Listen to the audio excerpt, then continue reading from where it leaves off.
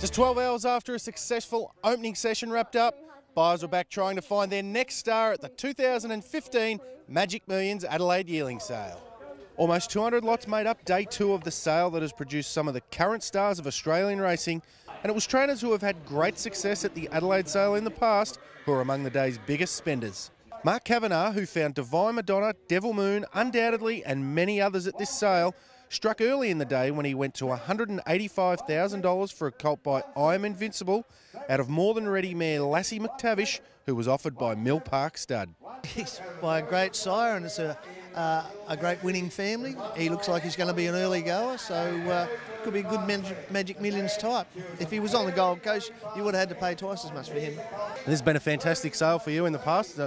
No doubt good getting back home, but also getting back to a place where you've had great success in the past. Yeah, well, I've bought my best horses out of this sale ring, actually.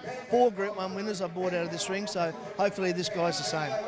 It was this year's Magic Millions 3-year-old Guineas winning trainer Lloyd Kennewell who went home with not only the day's highest price lot, but the equal most expensive youngster of the sale, paying $220,000 for a son of Master Design and Swiss Vault, which was also from Mill Park.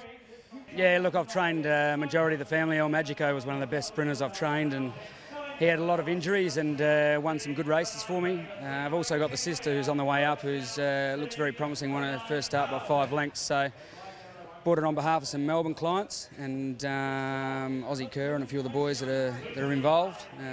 Should be a good ride, hopefully. I thought he was probably the best colt on the sale. Kennewell wasn't the only Adelaide trainer to pay big money for a member of a family with which he has had good success in the past, with Leon McDonald handing over $110,000 for an Attunga stud prepared Magic Albert colt, who was out of a half-sister to the dam of his dual derby winner, Rebel Raider. Victorian trainer Clinton McDonald paid $100,000 for an Artie Schiller half-brother to his Group 2 winner second effort, while the lone Lope to Vega youngster of the sale is also off to Victoria, snapped up by Peter Morgan for $145,000. The day 2 average was slightly down on opening day, but the clearance rate improved to leave Magic Millions Managing Director Vin Cox satisfied.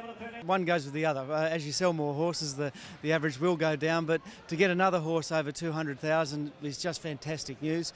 It's the first, those 2 prices are the highest 2 prices we've sold in at least a decade. So it proves that here in Adelaide you can get very, very good money for quality horses. And what about the overall stats for the first 2 days? Overall, we're sitting at an average of around 33,000, a turnover of about 6.75 million, which is a very good result. In line with last year, it's one thing we want to try and do over the next few years is attract those better quality lots, because we know we can get the money's here and they're prepared to spend.